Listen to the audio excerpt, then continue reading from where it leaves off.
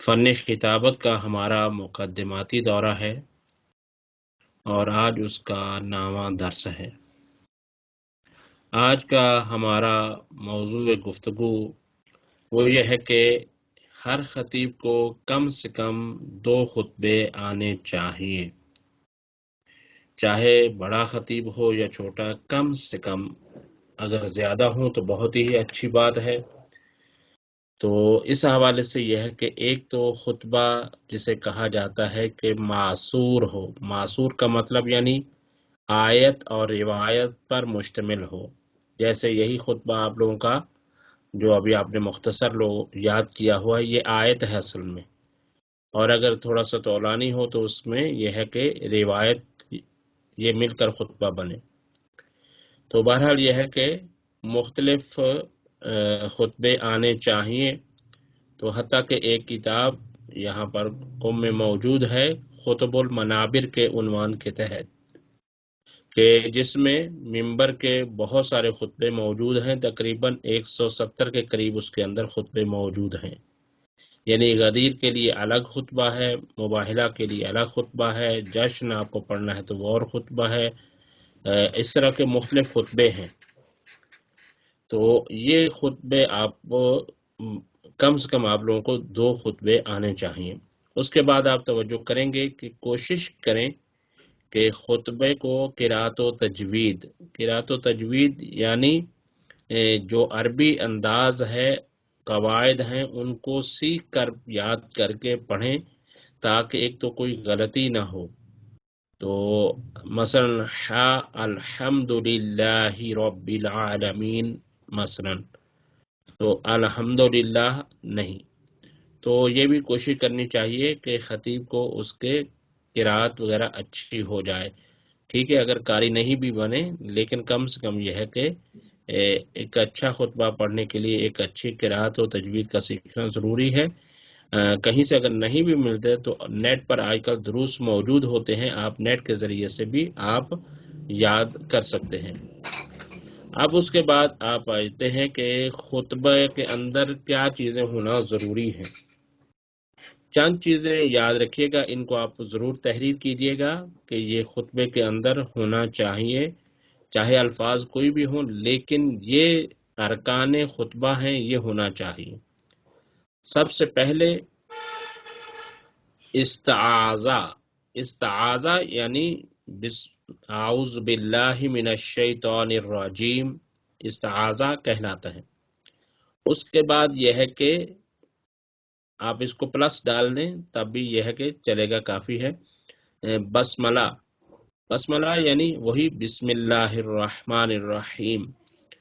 اس کے بعد یہ ہے کہ حمد خدا، اللہ تعالیٰ کی حمد ہونی چاہیے، کیا ہے؟ الحمدللہ رب العالمین۔ تو اس کے بعد پلس درود بر پیغمبر، جیسے وصلی علی محمد وآل محمد مثلا۔ اسی طرح سے پلس درود بر اہل بیت علیہ السلام وآلہ الطیبین الطاہرین المعصومین مثلا۔ اس کے بعد پلس یہ ہے کہ لا سیما کہہ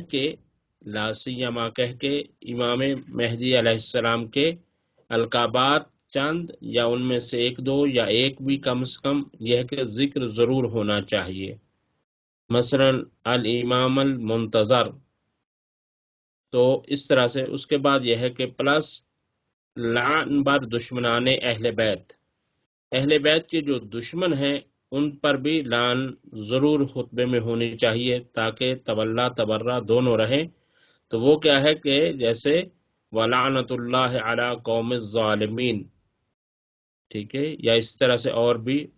تو اس کے بعد یہ ہے کہ آپ اپنے خطبے کی جو آیت ہے، موضوع ہے، اس کو آپ پڑھیں گے، یا حدیث ہے تو اس کو آپ پڑھیں گے۔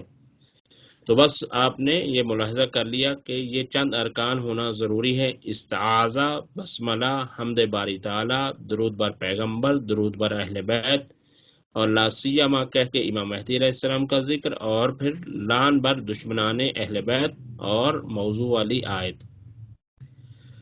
اب یہ ہے کہ یاد رہے کہ اس کو کتنا یاد کرنا ہے، اور اس چیز کو خیال رکھیں کہ اس کو سیکھنے کے لیے ایک تو یہ ہے کہ سب سے پہلے دیکھیں اس کو صحیح پڑھنا آئے، توجہ رہے، اس میں غلطی نہیں ہو۔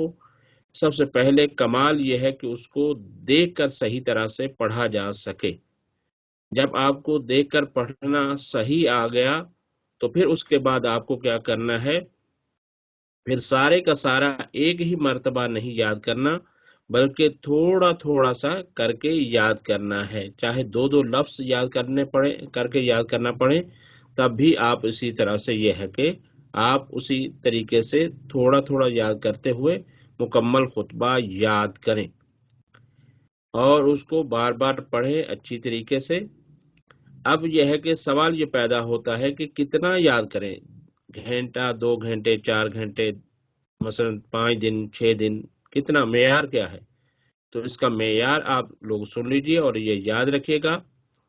وہ یہ ہے کہ اتنا یاد کرنا ہے، شرط اساسی ہے یہ سوال بھی ہو سکتا ہے کہ خطبے کو کتنا یاد کرنا چاہیے، تو یہ جواب ہوگا کہ آواز کا پھٹ جانا اور اسی طرح سے طرز کا ہٹ جانا، یہ جو نقص ہیں یہ دور ہو جائیں، یہ ایک ہے۔ آواز کا پھٹنا اور طرز سے ہٹ جانے کا اندیشہ ختم ہو جائے۔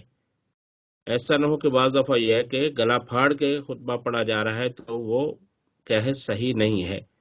تو یہ گلے کا پھٹنا اور کہے کہ طرز سے ہٹ جانا، لیکن بعض دفعہ آپ دیکھتے ہیں کہ خطبہ شروع کسی اور طرز پہ کیا اور اختتام کسی اور پر ہو جائے، تو یہ صحیح نہیں ہے۔ اس اعتبار سے یہ ہے کہ اس چیز کا خاص طور پر خیال رکھا جائے کہ جس طرز سے شروع کیا ہے اسی طرز پر ہی اس کو ختم ہونا چاہیے، اور یہ توجہ رہے کہ اس کو اتنا خیال سے یاد کیا جائے کہ یہ بہت ہی اہم ہے۔ تو آپ نے جیسے دیکھا کہ گلے کا پھٹ جانے کا اور طرز سے ہٹ جانے کا اندیشہ ختم ہو جائے، اور دوسری چیز یہ ہے کہ بھول جانے کا اندیشہ ختم ہو جائے، یعنی اتنا یاد کرنا ہے کہ بھول جانے کا بالکل اندیشہ ختم ہو جائے۔ ایسے ہی جیسے جب کبھی آپ سے آپ کا اپنا نام پوچھا جاتا ہے تو آپ بھول جاتے ہیں یا کہ یاد رہتا ہے؟ یقیناً یاد رہتا ہے۔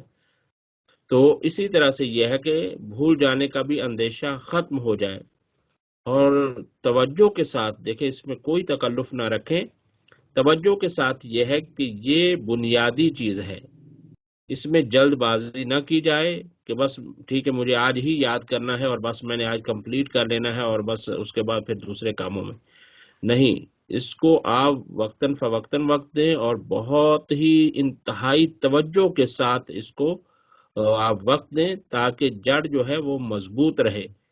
بہت سارے خطیب ایسے ہو جاتے ہیں کہ تقریر تو اچھی یاد کی ہے لیکن خطبہ ڈھنگ کا نہیں پڑھ سکتے، اور غلطیاں اس کے اندر بہت زیادہ ہوتی ہیں۔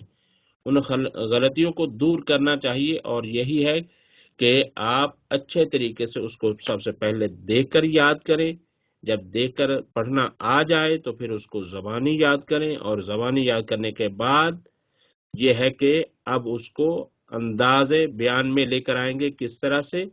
اس میں بس 2 طرح کے ہیں کہ بعض لوگوں کی آواز اچھی ہے تو وہ اپنے ترنم میں اور اچھی آواز کے ساتھ پڑھ سکتے ہیں، اس میں کوئی حرج نہیں۔ اگر بہت اچھی آواز ہے تو خطبہ طرز میں پڑھا جا سکتا ہے، لیکن یہ ہے کہ عام طور پر عالمانہ اگر انداز اپنانا ہے تو وہ سادہ ہی انداز میں خطبہ پڑھا جائے گا۔